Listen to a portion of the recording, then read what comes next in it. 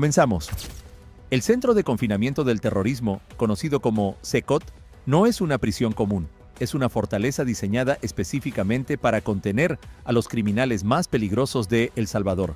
Esta colosal estructura fue creada bajo la administración del presidente Nayib Bukele con un único objetivo: erradicar el poder de las pandillas que durante décadas sembraron el miedo en las calles del país. Detrás de sus impenetrables muros de concreto y acero se encuentran los cabecillas de organizaciones criminales que dominaron barrios enteros, cobraron vidas inocentes y mantuvieron a la población bajo un constante estado de terror. Sin embargo, hay un prisionero que destaca entre todos ellos, un hombre cuya sola mención aún provoca escalofríos en aquellos que conocieron su nombre y temieron sus acciones. ¿Quién es este peligroso criminal?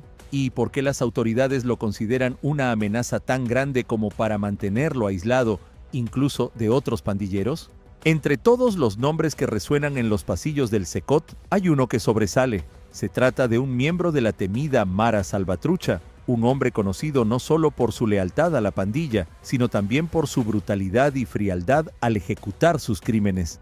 Miguel Antonio Díaz Arabia, más conocido como Castor, no era un pandillero cualquiera. Tenía poder, influencia y un historial de violencia que lo colocó en la mira de las autoridades.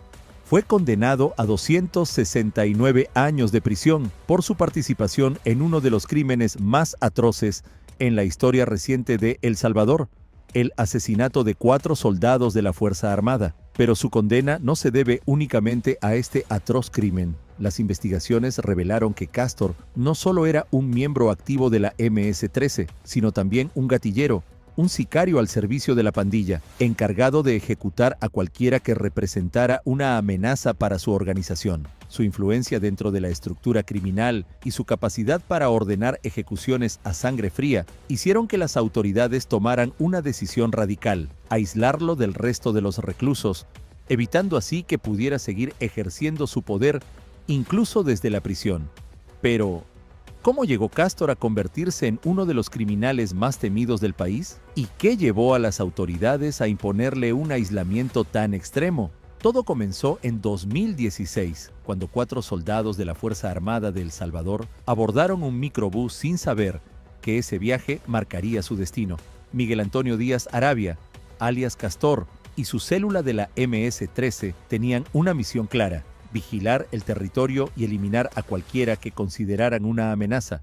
En esa zona, ningún desconocido pasaba desapercibido. Los pandilleros interceptaban cada vehículo, buscando identificar a posibles enemigos. Fue así como dieron con los 4 uniformados, jóvenes que, como muchos otros, se enlistaron en las Fuerzas Armadas para ayudar a sus familias, sin imaginar que ese día serían secuestrados y brutalmente asesinados. Castor no solo participó en el secuestro, él dio la orden de ejecutarlos. Maniatados y llevados a un paraje desolado, los soldados fueron cruelmente asesinados y enterrados en fosas cavadas por sus propios verdugos.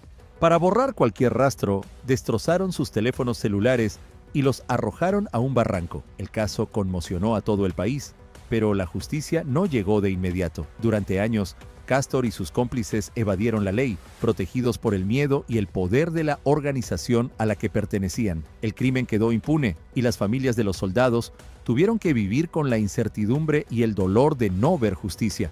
No fue hasta la llegada del régimen de excepción, impulsado por el presidente Nayib Bukele, que la situación cambió. La ofensiva contra las pandillas se intensificó y Castor fue capturado en 2022, tras años de haberse escondido en San Juan Opico.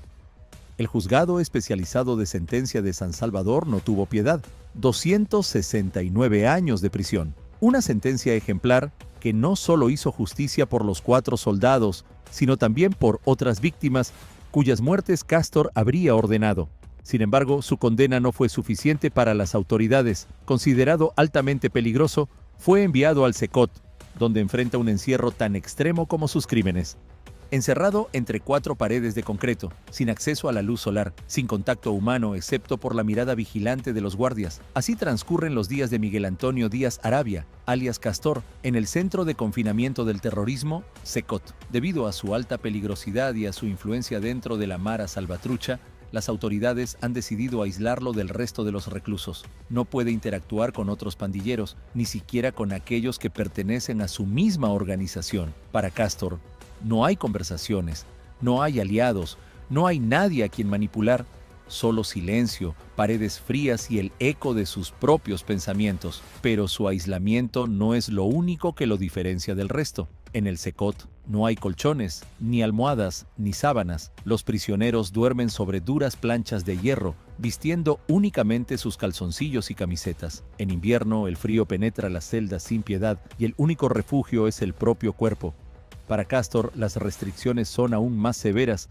No tiene acceso a privilegios que otros prisioneros podrían obtener. Se dice que incluso su ración de comida podría ser reducida como medida disciplinaria. Cuando se le permite comer, lo hace con las manos, ingiriendo arroz, frijoles, un huevo duro y algo de pasta. Y en los días más duros, podría no recibir alimento alguno, como un escarmiento impuesto por el personal penitenciario. Su celda es una jaula de concreto y acero, equipada solo con 2 pilas para lavar y un inodoro a la vista de todos. Sin privacidad, sin dignidad, no hay libros, ni televisión, ni nada que ayude a pasar el tiempo. Si tiene suerte, Castor puede salir 30 minutos al día para realizar ejercicios en el pasillo central del módulo, pero incluso entonces, no ve la luz del sol, ya que el diseño del Secot impide cualquier contacto con el exterior. A diferencia de otros reclusos, Castor sabe que esta será su realidad por el resto de su vida. La condena de 269 años garantiza que nunca volverá a ver el mundo más allá de esos muros. En el Secot, la rutina es tan implacable como las paredes que rodean a Castor.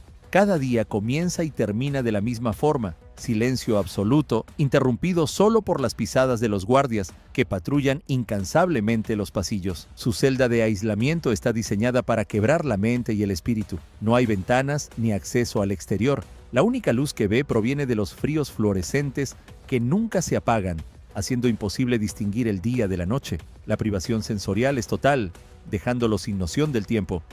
No hay relojes, ni espejos, ni reflejos. La identidad se desvanece en un lugar donde los minutos se estiran hasta parecer eternos. El aislamiento extremo no solo busca evitar que Castor tenga contacto con otros reclusos, sino también despojarlo de todo poder.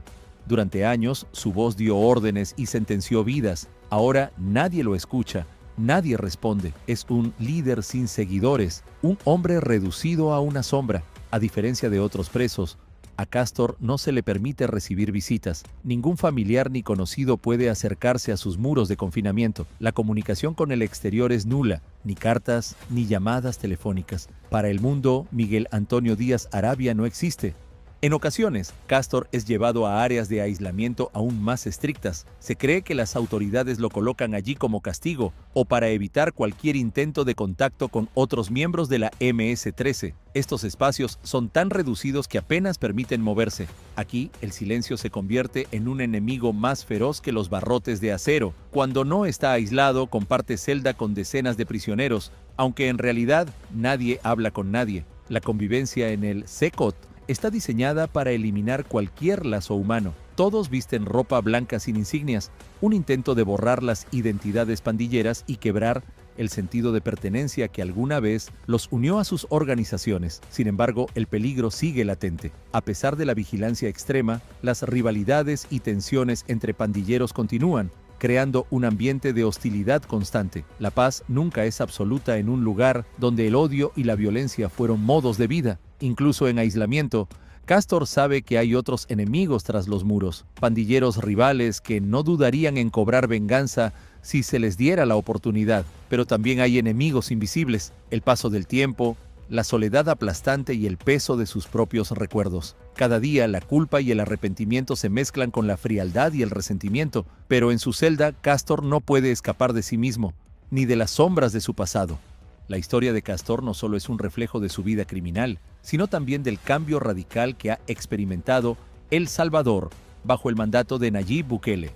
Antes de su llegada al poder, el país era sinónimo de violencia, extorsiones y miedo constante. Las pandillas controlaban barrios enteros, imponiendo su ley a través del terror. Pero eso cambió con la mano dura de Bukele. Nayib Bukele no solo construyó el Secot como el centro penitenciario más seguro y estricto del continente, sino que también implementó un régimen de excepción que le permitió arrestar a decenas de miles de pandilleros en tiempo récord, una medida controvertida, pero que muchos salvadoreños consideran necesaria. Gracias a esta estrategia, El Salvador ha visto una drástica reducción en sus índices de criminalidad. Calles que antes eran zonas de guerra, hoy se transitan con mayor seguridad. Familias que vivían aterrorizadas por extorsiones y violencia, ahora pueden salir sin el mismo temor. Sin embargo, el régimen de excepción no ha estado exento de críticas. Organizaciones de derechos humanos han señalado que estas políticas han llevado a arrestos arbitrarios y condiciones inhumanas en las cárceles. Se acusa al gobierno de violaciones a los derechos fundamentales de los prisioneros, incluidos aquellos considerados altamente peligrosos, como Castor. Pero Bukele se mantiene firme. Ha reiterado en múltiples ocasiones que su prioridad es proteger a la población honesta, no a quienes durante años sembraron el miedo y el caos. En sus palabras, en El Salvador, los derechos de las víctimas siempre estarán por encima de los derechos de los criminales. Por ahí andan rumores que quieren empezarse a vengar de la gente honrada, al azar. Hagan eso y no va a haber un tiempo de comida en las cárceles. Uno, a ver cuánto tiempo duran sus homeboys allá adentro. Les juro por Dios que no comen un arroz. Y vamos a ver cuánto tiempo duran. Y no me importa lo que digan los organismos internacionales, que vengan a proteger a nuestra gente. Que vengan a llevarse a sus pandilleros. Esta postura ha generado un profundo debate. Para algunos, Bukele es un héroe, el líder que finalmente puso fin al dominio de las pandillas. Para otros, es un autoritario que está erosionando las libertades civiles en nombre de la seguridad. Pero Castor es la prueba viviente de que la política de cero tolerancia es real y sin excepciones. Un hombre que alguna vez fue temido en las calles, hoy enfrenta un encierro sin escapatoria. ¿Es esto una muestra de justicia implacable o un castigo excesivo?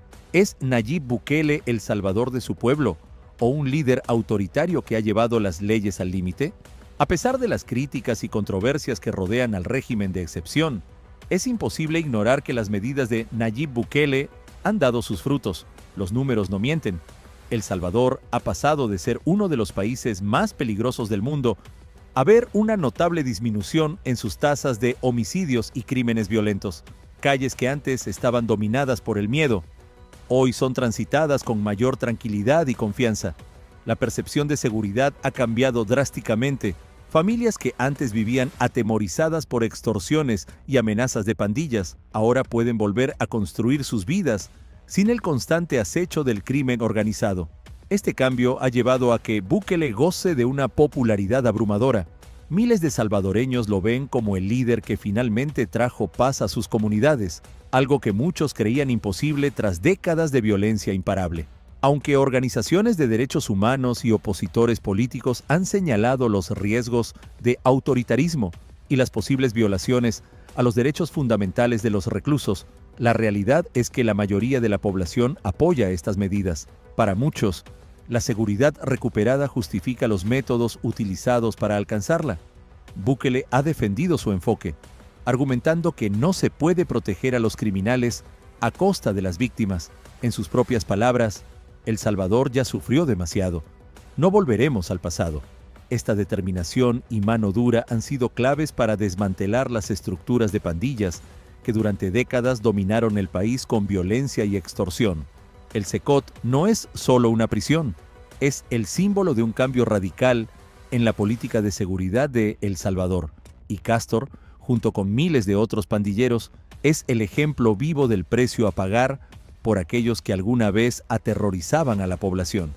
La historia de Miguel Antonio Díaz Arabia, alias Castor, no solo revela la crueldad de sus crímenes y las duras condiciones en el SECOT, sino también el cambio profundo que ha experimentado El Salvador bajo el liderazgo de Nayib Bukele, un cambio que ha traído seguridad y esperanza a millones, pero que también ha generado fuertes debates sobre los límites de la justicia y los derechos humanos. Castor fue un sicario despiadado, un líder temido en las calles, responsable de múltiples asesinatos y terror sin piedad. Hoy enfrenta un encierro tan extremo como sus crímenes, un aislamiento que, para algunos, es la justicia que merece, y para otros, una pena cruel e inhumana. Pero su caso no es solo el de un criminal condenado, es el símbolo de una nueva era en El Salvador. Una era donde las pandillas ya no controlan el miedo y donde Nayib Bukele ha impuesto su propia ley, con mano dura y sin concesiones. ¿Es esto justicia o venganza?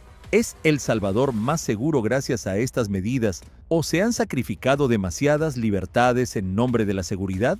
La opinión está dividida, pero hay algo que es indiscutible. Castor pasará el resto de su vida sin ver la luz del sol y El Salvador nunca volverá a ser el mismo. ¿Tú qué opinas? ¿Crees que esta condena es justa o merecía un castigo diferente?